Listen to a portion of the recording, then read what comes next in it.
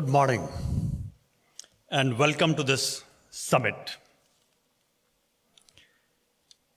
The chief guest of this occasion, Mr. Tetsuya Yamada,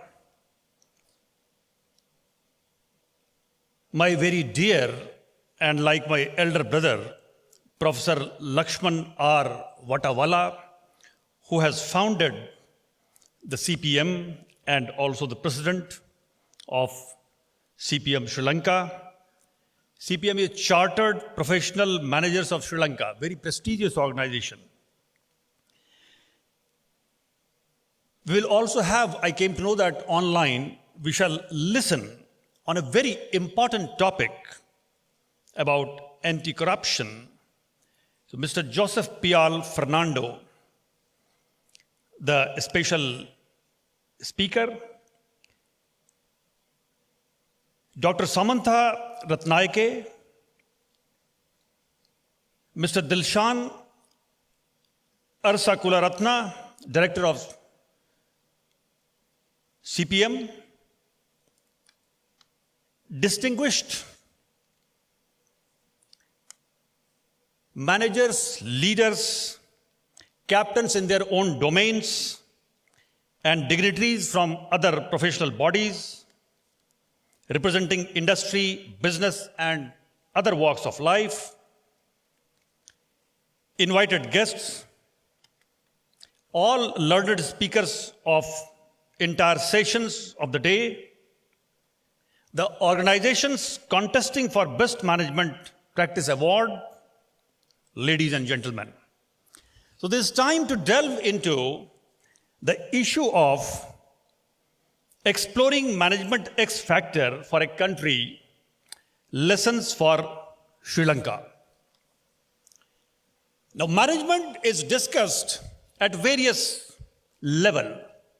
There are various facets at which we discuss management. Managing a nation, managing the country, leading the country, managing a state.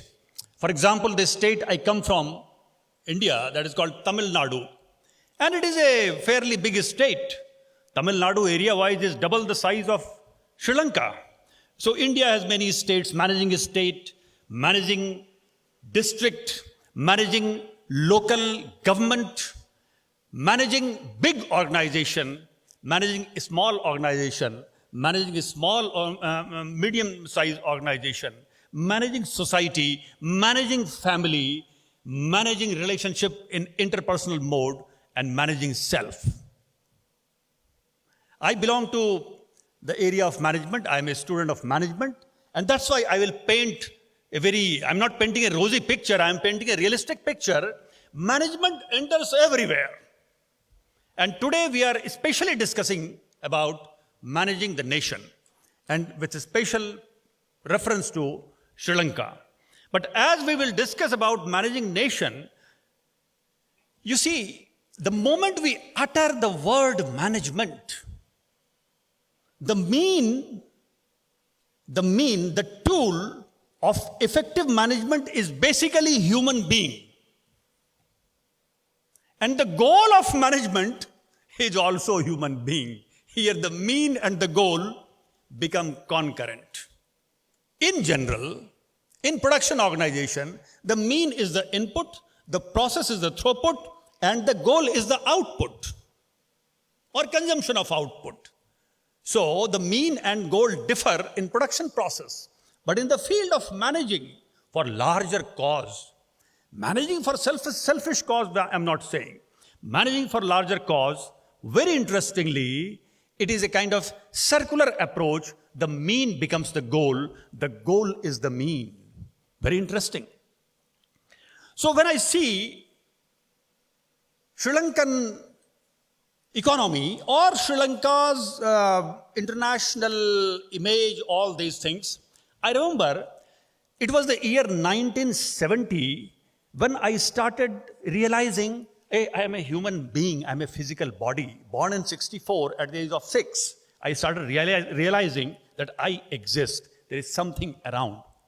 And that time in India, the most popular radio station was Radio Sri Lanka, Radio Ceylon. अब आप radio Ceylon से बिना का गीत माला सुनिए. Oh my God.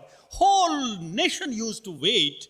Especially, it was a weekly program on Wednesday at 8 o'clock. Whole nation will sit in the front, at the front of the radio to listen to Radio Ceylon that time and Radio Sri Lanka, Bina Ka Geet Mala. The hit Hindi songs used to be ranked, as we will be ranking today also, top 5 industry, and tomorrow we will felicitate them. And let me say in the advance that congratulations to those who will become winner. And more congratulations to those who perhaps will not figure in the top 5, but they have participated with the zeal because they are preparing for the future. So, if I see the entire journey of Sri Lanka, based on my study and what I have understood, some of my friends from Sri Lanka, some of my colleagues in India who are specializing on the affairs of Sri Lanka got independence 1 year after India got independence, 1948. And when I see various phases, then I divide various phases of journey of Sri Lanka like this. 1948 to, let us say, 1964. That was the phase, initial zeal of the country to open up and actually be part and partner of international trade with open up economy. But that led to certain kind of unfavorable, say, bottom line in terms of balance of payment. And I don't know, but proper thinking should have been given.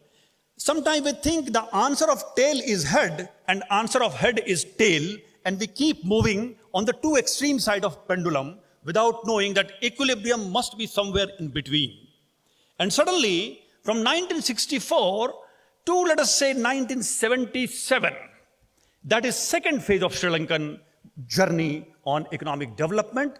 Suddenly, there was a flip, 180-degree turn, and Sri Lanka decided to become more and more, let us say, inward-looking economy.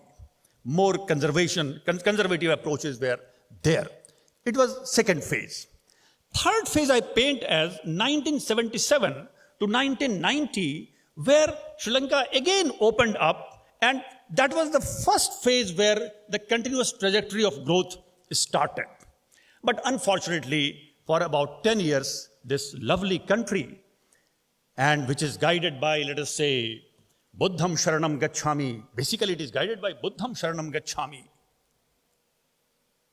Dhammam Sharanam Gacchami, Sangham Sharanam Gacchami. And this country became a place of bloodbath, unfortunate incidents, but country lost around 1 decade in those affairs. And later on, the journey continued, but the country also witnessed certain kind of debate on constitutional crisis sometime in 2016, 17, 18, where these issues were actually rampant in the country. And then 2018 to 2022, especially, I need not to tell, that country was just watching that when the leadership will give us proper direction, but things were taking a different direction. And after 1922, especially May 1922, new dawn has started, that as I understand. And now the country has to move further. On macroeconomic aspect, our honorable chief guest, Mr. Tetsuya Yamada, has adequately focused. I will also focus certain things on country, but especially I'll come down to managerial approach and solution through managerial interventions. But let me just paint the macro picture first. I think as a teacher, as a student, country should decide, Sri Lanka should decide, not 20 economic variables, because if we chase more, we achieve less. Let there be a consensus, national consensus on 5 strong economic indicators, which would be the lighthouse for, say, next 5 years, not more than 5. Because based on, let us say, even if we do financial management in terms of a firm, we find that certain indicators, certain financial ratios, they are more critical than others. And if we only manage selected financial ratios, other also start falling on line.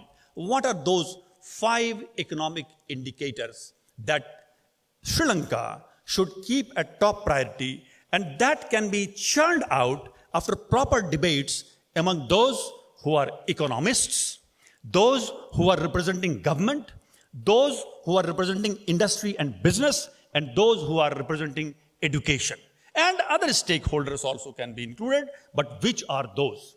And those, I think, they can be divided into 2 parts. One kind of, let us say, financial indicators, economic indicators, which manage your domestic affairs well. Say, for example, education is great multiplier. It is the X factor. Health is X factor. These are all internal issues. Employment, and it is said employment and pricing, we have to always keep a balance, because it has been found through classic research that employment and inflation, they are into inverse relationship. So somewhere you have to keep managing these 2, and that is the special role of those who are into policies of fiscal policy and also those who are into monetary policy. Managing internal domestic affairs well, because after all, why we are talking about economy of Sri Lanka? To make the living of the people of Sri Lanka more meaningful, more prosperous. And we should not lose sight when we talk about standard of living, because I see as a student, standard of living and standard of life both should be emphasized, because standard of living is quantitative dimension of measuring your prosperity, standard of living. But standard of life is the ultimate goal, which indicates about the qualitative level of living. Because I may be a rich person, but my life may be a disaster. It means my standard of living is very high, but standard of life is poor. But I may be a person who anyhow lives well with limited economic means, but I am a happy person. I have a purpose in life. I help people. It means my standard of living is moderate, may be moderate, but my standard of life is high. So when actually quantitative dimensions are fulfilled, the humanity starts searching for the qualitative dimension. We should not miss sight of qualitative goals when we are too much talking on quantitative goals. So this is one internal, say, aspects, and which are 2 or 3 important indicators we should decide. And then external aspect. External aspect is that how we are actually in the I don't like to use the word race, but how we can be compared with countries with whom we can be compared, comparing with comparables, and how others are doing. For example, our Professor Lakshmanji was giving one hint about Vietnam economy. So these economy are comparable economy with Sri Lanka, say Bangladesh or Vietnam or Sri Lanka, or say other countries in South Asia like Bhutan or Nepal, which can be compared. And one day should come, I wish, that Sri Lanka should compare with India. But India is a big country, it has its own endowment, and India has its own special problems also which Sri Lanka does not have. But India has certain more opportunities also, which Sri Lanka presently does not have, but one day it should have. Those external issues, international level relationship, which leads to, let us say, export-import balance and competing into international market, those all indicators which can set the long-term goal for the economy of Sri Lanka. Now coming back to certain issues of management, and time is very limited, I understand. Let me check. Yes, some time is there. When we talk about exploring management X factor, what is this X? Oh my God, X within inverted comma. Anything within inverted comma becomes a mystery, and X is a mystery. And I will try to demystify it. X has been defined also in management literature. I'm not going to what is written in the books, but X here means the latent heat. In physics, we say latent heat is there, which actually regulates much of the behavior of the matter, especially in the field of heat of physics. This is not heat, this is latent heat. Then X is also a factor which is so important, but many times not so visible. They can be called as X factor. For example, air is most important, but not visible. Air is standing on my left side, air is there on my right side, on my front side, on my back side. I cannot exist without air, without breathing, for more than, let us say, 90 seconds or 120 seconds. But air is not visible. X factor. Without X, we cannot exist. But many times we lose sight of X. And that is the difference between ordinary persons and intelligent persons like you and me. See, what is the difference between ordinary person and intelligent person? And nobody is ordinary in this world. Psychologists, they say that if you say that other person is unintelligent, you are unintelligent because you are not able to see the intelligence in that person, because your definition of intelligence is so narrow, you are missing the sight of intelligence of that person. Howard Gardner has said it. So, X factor is that important factor, and difference between a person with ordinary eyesight and strong eyesight, and the one of the X factor organizers themselves have identified is innovation and new practices, experimentation. One of the X factors is that do you have camera eye or do you have X-ray eye? Please have X-ray eye. What is the difference? Camera eye means tangible things, grosser things are visible.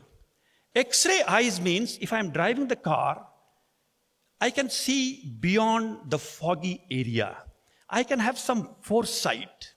There is a rule, and even Gautam Buddha had indicated at one place, and in Dhammapad Sutra, I'm not quoting that sutra, I'm saying, that he says that you should try to find out that the path that you are walking on, if you continuously keep walking on that path, where this path is leading to. Is it ending at auspicious culmination, or the path is a blind alley, it takes you nowhere, or the path leads to auspicious resultant? That is the point. And that's why when I'm talking in favor of X-ray eye, sensible persons like you and me who have great responsibilities on our shoulders, we should keep identifying those X factors which are so important but ordinarily not visible. And third and last way I will try to understand X factor by thinking loudly before you, that X factor, you see, X is also a sign of multiplication in mathematics. What is that, or what are those set of multiplier factors? Multiplier factors, because 3 plus 4, only 7. 3 multiplied by 4, 12. There is a jump. So, multiplier factor, and those who have studied economics, multiplier factor, accelerator factor, in economics, in macroeconomics especially, they work very magically. And how to identify those multiplier factors? These are the issues. That is X factor. But in the concluding part of my discussion with you, I would say that first thing I say, that if nation has to grow, one X factor from the angle of management is leadership development. Of course, you will say, what is new about that, Professor? We talk so much about leadership. But yes, every time leadership is new. You can't say, if I visit a pagoda, 5th time in the year, what is new in the 5th time? By 5th time when you are visiting, pagoda is not a tourist spot. Pagoda is a place where you should keep going, keep going, keep going. And every time you are going is a new going. Every time it is new going. It is not repetitive. It is not a tourist spot you saw once and fine, you should cover other spot.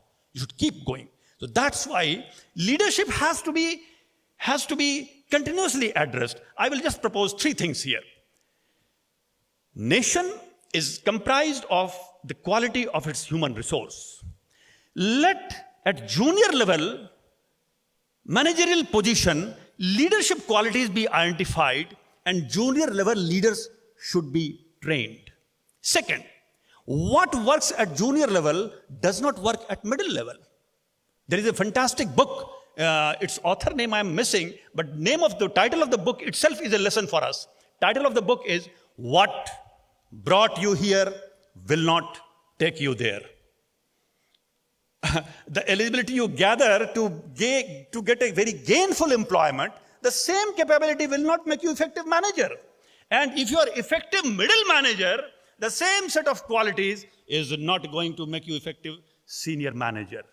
And that set of qualities which made you effective senior manager is not going to make you effective top manager. So leadership keeps evolving. That's why leadership issue has to be addressed at various levels. Then only capacity building can be there. So that is point number one. We should actually address leadership issues at 3 different levels. Secondly, leadership basically emphasizes on passing the ownership of decision. Sometimes we feel I have become leader, I'm the senior most, I'm the master. Others, sorry for using this straightforward word, but I'm the leader, others will follow my path. I'm master, they are slaves. I'm sorry to use this word. It is not like that. Leadership means making others as master. Master of what? Master of quality decision.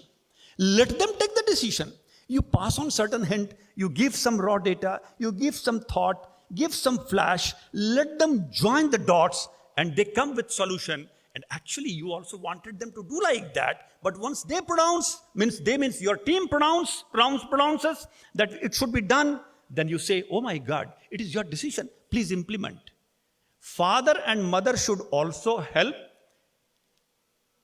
their children to become master of their decision, because if your child implements his own decision, the chance to grow the child is very high. The probability is very high he will grow or she will grow in proper way. But if, as parents, if you keep imposing your decisions, child will just follow and will save his skin and anyhow will manage his relationship with you. So leaders are those who actually make others as leader.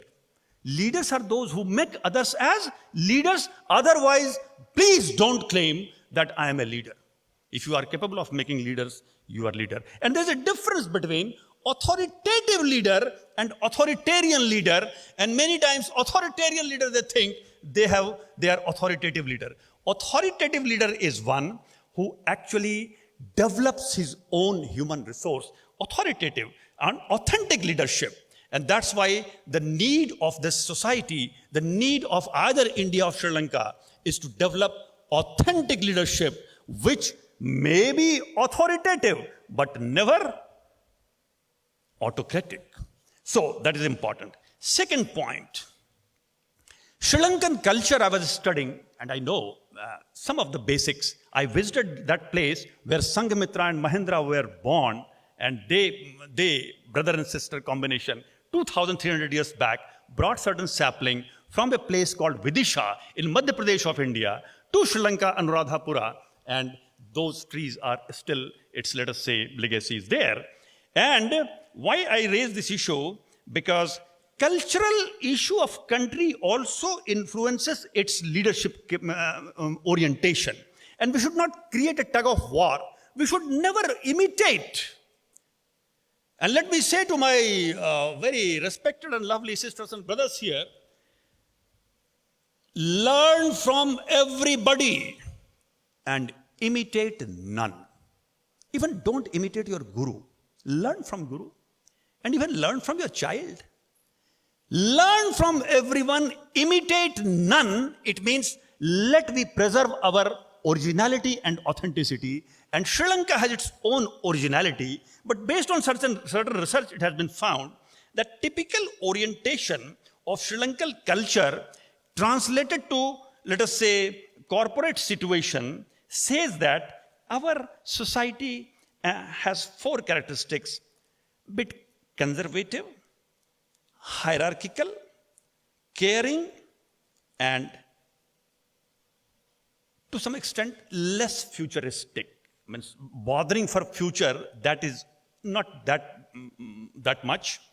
But there are many positivity in this. I'm not saying these are positive or negative. That's why the nation needs assertiveness training.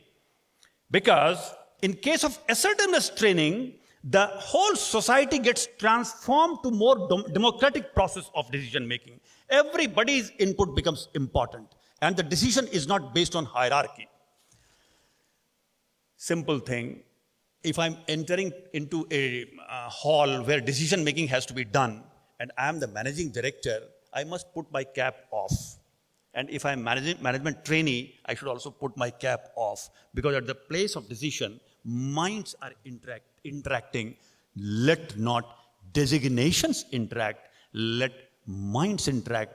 And in a statistical term, the weightage of each mind is equal. Nobody, because of seniority, should enjoy a high weightage of their unit as one representation. That is the point. Then we talk about responding to crisis and building resilience. And here we need to develop entrepreneurial ability, which consists of investment for employees' development, innovation training, and creating environment to learn, continuous learning environment. And before concluding, I will say last point, the second last point it is, sometime solution of economic problem is not in the book of economics. Solution of law-related problem is not in the book of law. And solution of psychological problem is not in the book of psychology. What I mean to say, solution of economics is also, some of the solutions of economics are non-economic in nature. And we will listen to our next speaker also, that is anti-corruption. Because corrupt leads to bankrupt. Corruption leads to bankruptcy, that's all. C leads to B. In dictionary, B comes first, C comes later, but in real life, when C comes first, if by chance, unfortunately, C comes first, that is corruption, the B will follow, that is bankruptcy. So, a kind of zero tolerance for corruption, that policy at macro level and even at firm level and even at personal level will be desirable. I will end saying three things. That management X factors for this nation are three. I'm not trying to oversimplify, but just trying to simplify. Number one, we need to give training for entrepreneurial manager. Let entrepreneur only not be equipped with entrepreneurial skill. Let those who are doing jobs, getting salary, also be equipped with intrapreneurial or entrepreneurial skill. So, entrepreneurial manager, that kind of skill we need to impart. Secondly, there has to be continuous development training on leadership, as I was saying, but as you get promoted to next level deserves different set of leadership.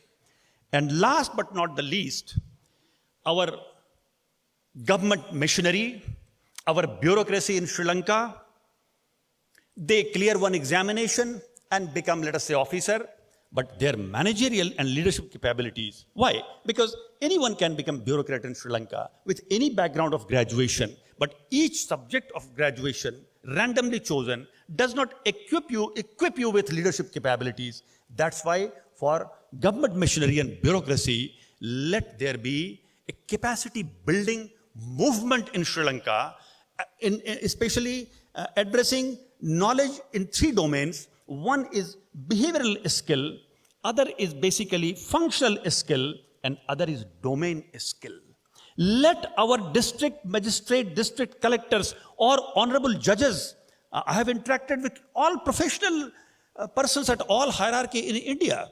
Let our honorable judges, let our respected bureaucrats, let our ministers, let our legislative assembly members, they all be equipped with upgradation of technical skills, understanding of changing law, understanding of different waves of geopolitical issues which are influencing the whole world. Let there be understanding and development of these three entities, in these entities in three domains: behavioral, functional, and domain specific. So many things to be done, but if there are some challenges in personal life or national life, that those challenges make the life interesting. The country is passing through interesting phase, and we should be partner of this development.